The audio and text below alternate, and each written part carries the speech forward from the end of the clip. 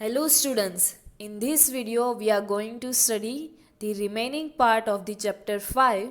The chapter name is Separation of Substance, class 6, subject science, NCERT.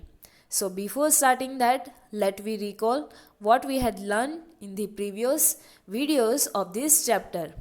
So we had seen that a mixture is made up of two or more than two components, and the components can be either solid, liquid or gas. Then we had seen what is separation. So the process of separating the components of a mixture is called separation. Then we had seen that there are many different methods which is used to separate the substance. So hand picking, threshing, winnowing, sieving, sedimentation, decantation, filtration, evaporation, and condensation are some of the common methods used to separate substance from their mixtures. Then we had seen the first method, that is hand picking. So this method of separation is used to separate slightly larger size impurities like pieces of stone, husk, and other grains. Then we had seen winnowing. So winnowing is used to separate heavier and lighter components of a mixture using wind or by blowing air. And husk is separated from the heavier grains by winnowing. So that is the example for this winnowing method for separation of substance. Then after we had seen filtration. So if a mixture has particles of different sizes, then this difference in the size of particles is utilized to separate them by the process of sieving and filtration. In the sieving process, we are separating the solid substance from the solid substance. That means both the components of the mixture is solid. And in filtration, it can be used to separate components of a mixture of an insoluble solid and a liquid. That means if the one component is solid and another one is liquid, then we can use this filtration method. Then we had seen decantation. So in a mixture of sand and water, the heavier sand particles settle down at the bottom and the water can be poured out, or you can say water can be removed. So this process is known as the decantation. So this is what we had learned in the previous videos of this chapter. So now let me start the next method for separation of substance, that is evaporation. So here first one activity is given to you, that is activity 6. So for that, add 2 spoons of salt to water in another beaker and stir it well. So for that, you have to take a beaker and then after add 2 spoons of salt in that beaker and you have to fill that beaker with the water. Now, do you see any change in the color of the water? So you will see, you can find that the somewhat color of this mixture get changed of up to some extent. And can you now see any salt in the beaker? As the salt get dissolved in the water, you cannot see any salt in the beaker, and after stirring it, you will not be able to see the salt in the water or in the beaker. Now heat the beaker containing the salt water and let the water boil away and what is left in the beaker.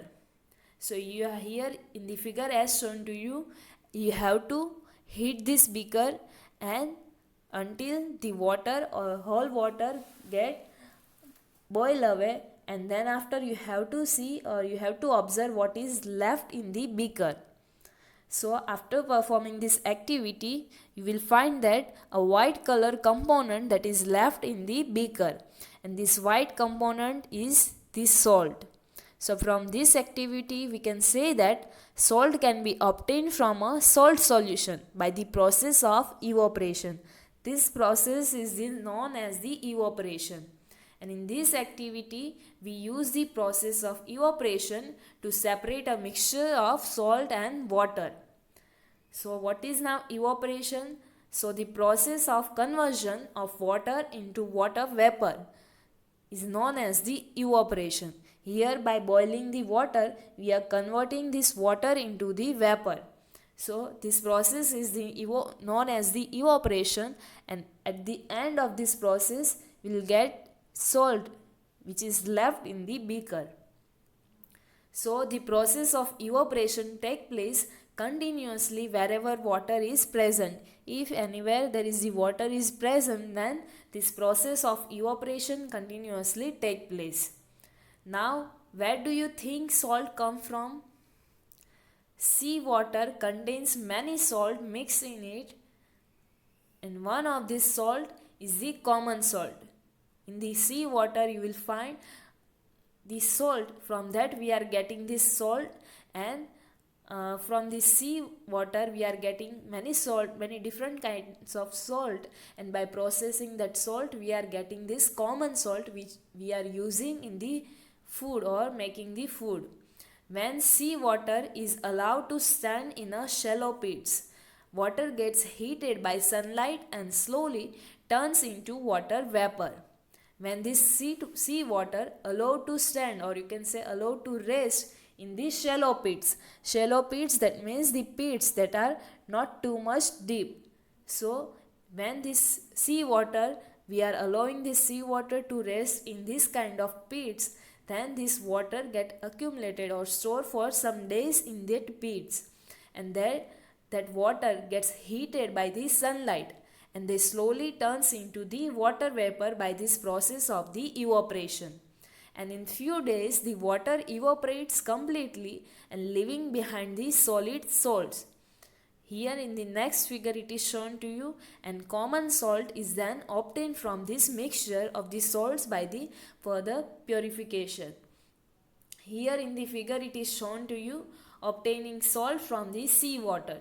So this kind of shallow pits are made at the seashore, or you can say at the beach, so that when the tide is there, this water of the sea gets stored in this kind of pits, and then after for the few days this water get collected in these pits, and they slowly get evaporated due to the sunlight. And at the end, when this all water get evaporated, at the end we are getting the salts that are stored in these pits, and from these salts, by purification or by processing this salt, we are getting the common salt which we are using in the preparation of the food.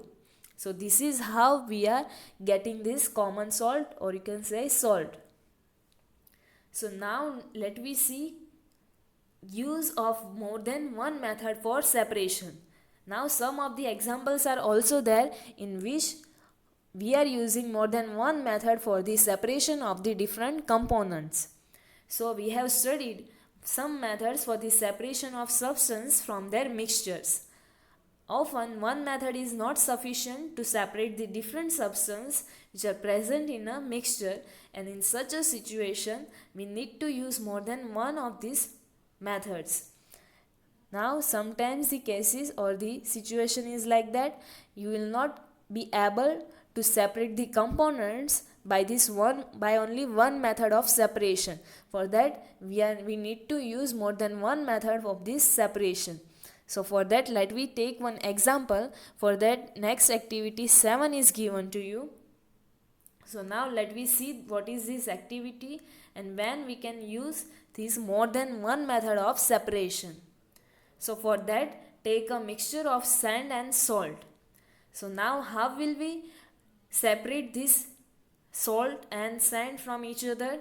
So we had already seen that hand picking would not be able or would not be practical method for separating this. You will not be able to separate sand and salt by the hand picking, as the particles are very small, so we cannot separate by the hand. So keep this mixture in a beaker and add some water to it. For the separation of this sand and salt, take this mixture in a beaker and add some water in this mixture. Now leave the beaker aside for the some time. And do you see sand settle down at the bottom? This sand can be separated by the decantation, or you can say filtration. So if you will allow this mixture of water and sand and salt to rest for the some time, so you will find after some time you will notice that the sand settle down at the bottom of the beaker. So you can separate this sand by the process of decantation or filtration, which we had earlier seen. In the decantation you can pour out the water, and at the end you will get the sand, and in filtration you can use the you can use the thin fiber cloth, or you can use also a strainer to separate out the sand from this mixture.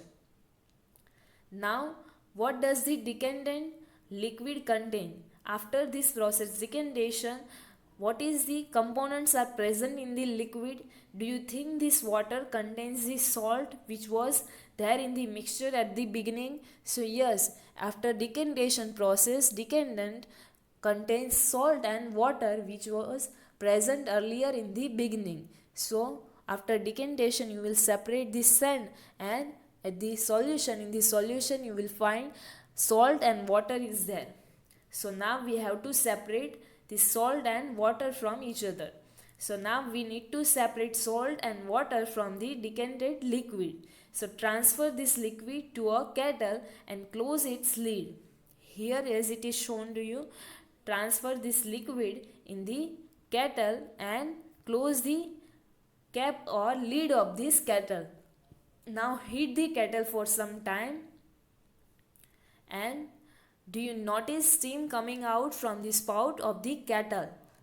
So yes, you will notice that steam is coming out. Here it is shown to you from the spout, or you can say pipe or nozzle of this kettle. So take a metal plate now with some ice on it. Here it is shown to you, this is plate is shown to you, and on the plate the ice is placed over there. So take this kind of plate and hold the plate just above the spout of the kettle as shown in the figure. So you have to hold this plate above the spout of the kettle as here it is shown to you. You have to hold this plate above the spout of this kettle.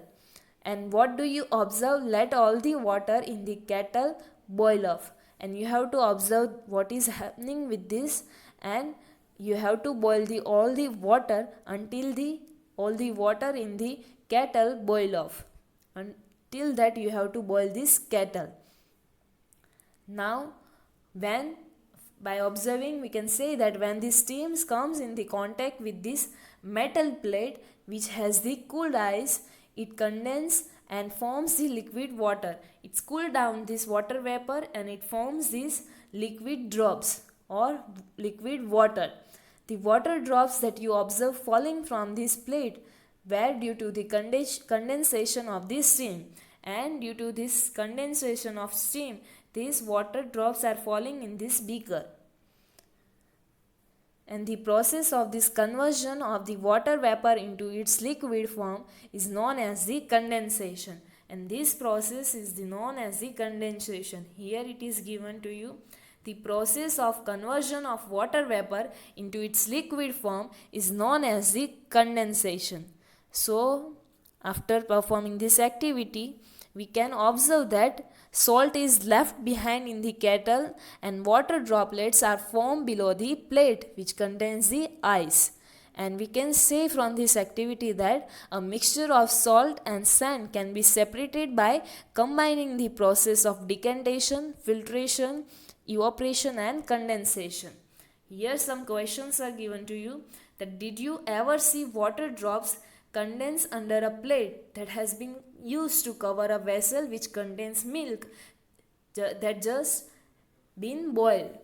If you had noticed, then the boiled vessel containing the boiled milk, we are covering that vessel with the plate. So after some time if you will notice, then you will notice that the plate or the below side of this plate is contain the water drops which are condensed by the water vapor. So that is the also example of condensation process. So after all the water has evaporated, what is left behind in the kettle? So that we had seen, the white salt is left behind in the kettle, and we have thus separated salt, sand and water using the processes of different process, that is decantation, filtration, evaporation and condensation. So to separate this sand and salt, we had used more than one method of the separation of substance. So these are the methods that we had used to separate the sand from the salt. Now Paheli faced a problem while recovering salt that is mixed with sand. What problem she is facing? So she has mixed a packet of salt in a small amount of sand. The amount of sand was small and she had mixed this packet of salt with that sand. She then tried the method that is suggested in this activity 7 to recover the salt. But she found, however, that she could recover only a small part of the salt that she had taken. Now what could have gone wrong? She had took the whole packet of the salt, but after performing this activity she could only collect, or she could only recover the small part of the salt that she had taken. So now what went wrong, that we have to find. So for that, here next activity is given here. Can water dissolve any amount of substance? One question is there, that water can dissolve any amount of substance. If we are adding salt in a glass of water up to the whole packet of the salt, then does this water can dissolve the whole packet of salt? So for that, next activity is given here. In the chapter 4, we found that many substances dissolve in water and form a solution. We dissolve salt, sugar in the water. So we say that these substances are soluble in water. Now what will happen if we go on adding more and more of this substance to fix quantity of water? Now if we are adding more and more of this substance, then what will happen to this water? So for that, let we see now next activity, that is activity number 8. So before that, here we had seen the evaporation and condensation to separate the sand and salt. So this process, here it is shown to you in the kettle we had seen. So this process is also known as the distillation process. So here we will see this distillation process for this salt solution, and in this process we are separating the two different components from the mixture with the help of this process, distillation process.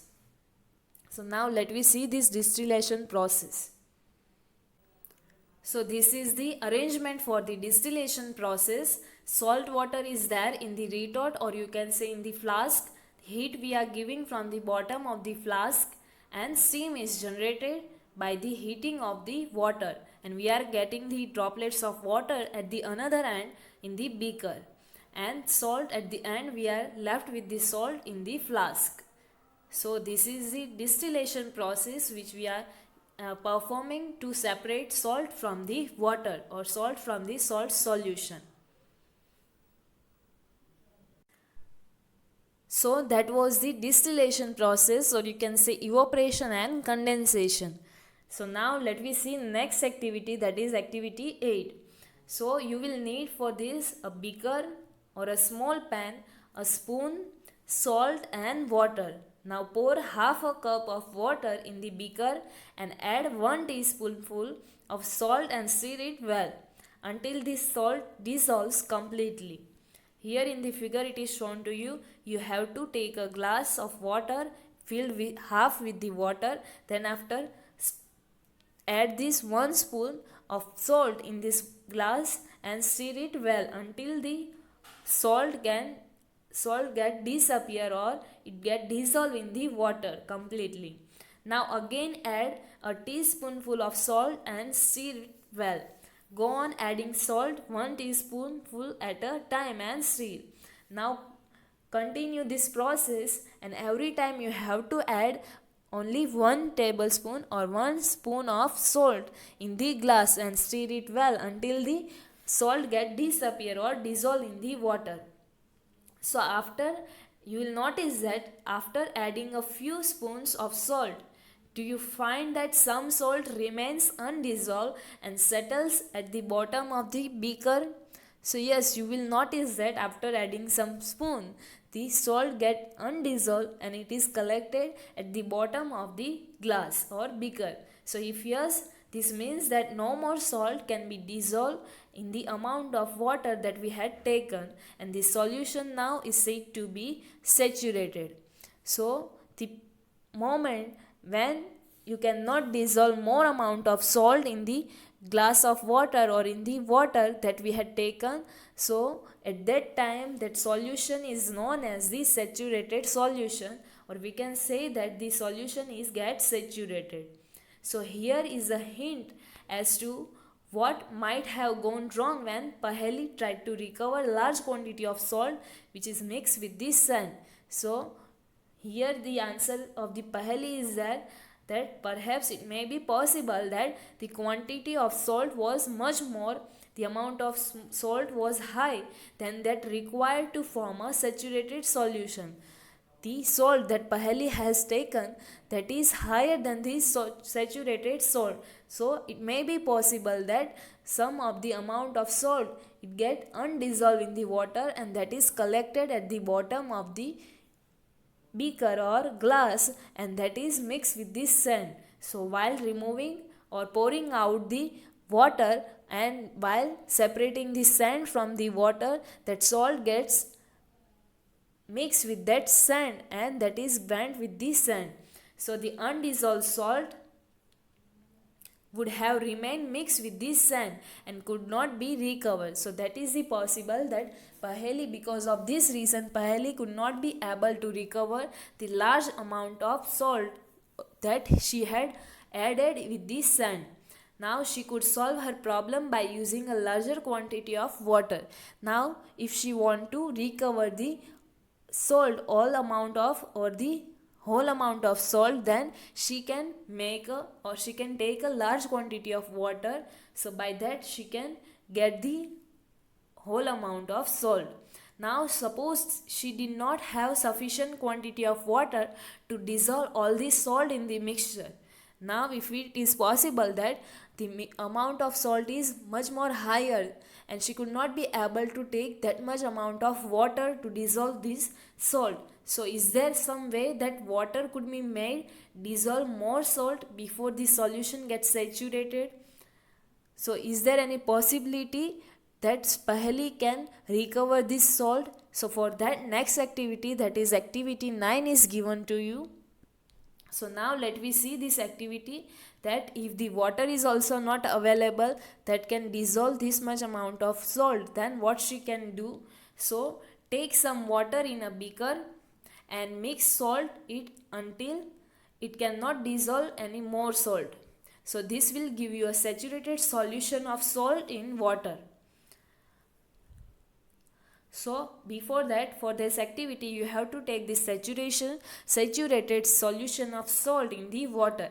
For that we have already seen what you have to do. You have to take a water in a beaker and you have to add salt 1 by 1 spoon and you have to stir it well until the salt cannot dissolve, any more salt cannot dissolve in the water. So at the end you will get saturated solution. Then after you have to add a small quantity of salt to this saturated solution and then after heat that solution. So now what do you find? What happens to the undissolved salt in the bottom of the beaker? Now does it dissolve now? So yes, after doing this or after heating this solution, you will find that now the salt gets disappear in the water. And if yes, can some more salt can be dissolved in this solution by heating it? So yes, we can say that by heating this solution we can dissolve more amount of salt in this solution or in this saturated solution. And let this hot solution cool, and does the salt appear to the settle at the bottom of the beaker again? And the activity suggests that the larger quantity of salt can be dissolved in water on heating. So by heating we can say that we can dissolve more amount of salt in the saturated solution of salt in the water. So from this activity we can say that the salt remains undissolved in the beaker, disappears when the solution is heated, and larger quantity of salt can be dissolved in a solution when the solution is heated. So this is how Paheli, if the Paheli don't have the that much amount of water, then she can heat the solution to dissolve more amount of salt in the water. Now, does the water dissolve equal amounts of different soluble substance? So for that, one activity is given here, that to find out that water dissolve all the substance in equal amount. That is for salt. Suppose we are dissolving 4 spoon of salt in the 1 glass of water, then it is also possible that 4 spoon of sugar can dissolve in the 1 glass of water or any other substance. So to find out that, one activity, next activity, that is activity 10 is given here. So let me see what is this activity. For that, take 2 glasses and pour half a cup of water in each of them. So here first we are taking it for the 2 substance. So take the 2 glasses and pour half cup of water in these 2 glasses. Now add a teaspoon of salt to 1 glass and stir till the salt dissolve. Now add 1 teaspoon of salt in the first glass and stir it well until the salt get dissolved, and go on adding salt 1 teaspoon at a time till the solution saturates. In short, you have to get the saturated salt solution in the water. Now record the number of spoons of salt that dissolve in the water and in table 5.2. Here in the table 5.2 you have to write the how much or how many spoons you have to add in the water to get the saturated solution of salt in the water. Then after you have to repeat the same activity with the sugar and repeat this with the some other substances that are soluble in the water.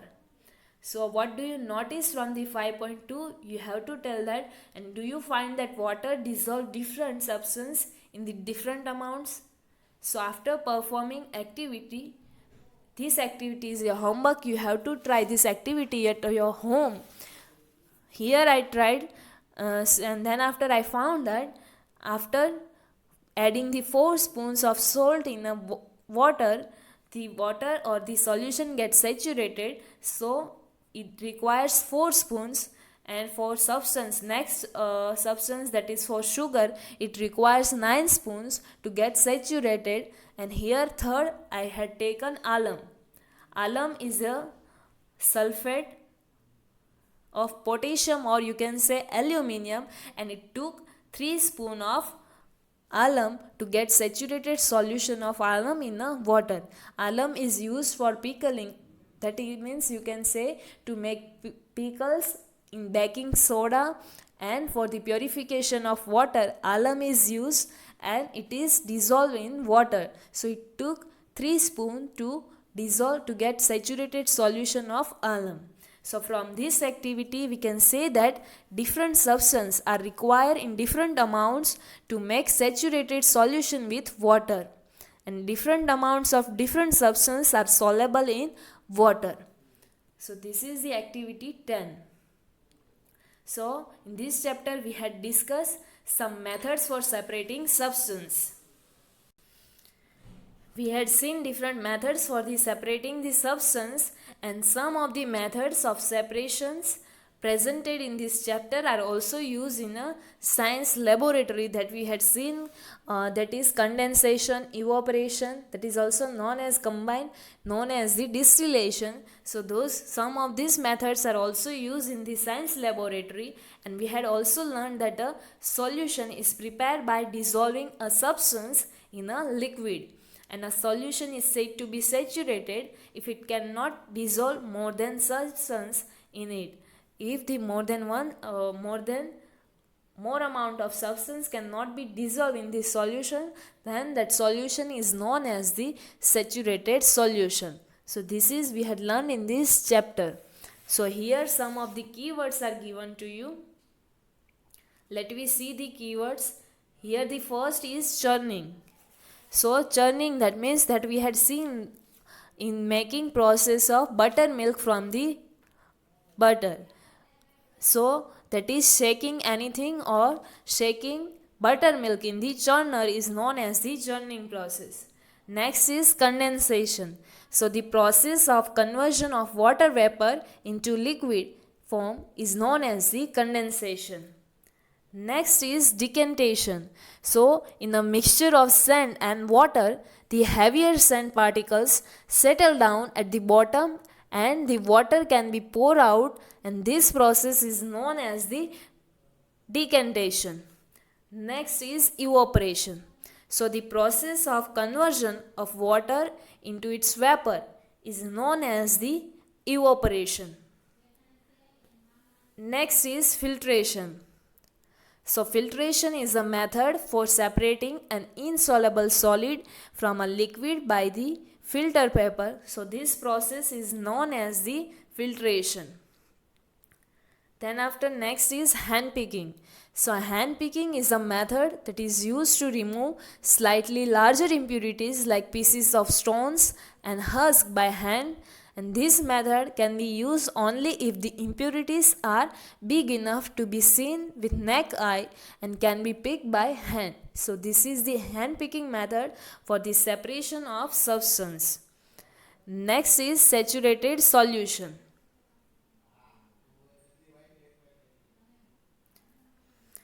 So a saturated solution is the one in which no more solute can be dissolved further at a given temperature. So that solution is known as the saturated solution. Next is sedimentation. So sedimentation is the settling down of the heavier components in the water. So that is known as the sedimentation. Then next is sieving.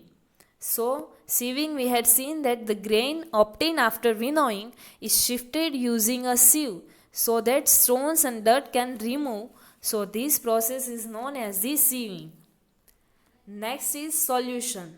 So a liquid mixture in which the minor component, that means solute, in the example of salt and water, the minor component is salt, or that is known as the solute, is uniformly distributed within the major component, that is water, and that is also known as the solvent. So this liquid mixture is known as the solution. Next is threshing. So the process that is used to separate grain from dry husk and stalks are known as the threshing. Last one is winnowing. So winnowing is the use to separate heavier and lighter components of a mixture using wind or by blowing air. In the example, we had seen husk is separated from heavier grains by winnowing. So these are the keywords or hard words of this chapter. So here our chapter gets over, that is separation of substance. In the next video we will see exercise and textbook solutions for this chapter. Thank you.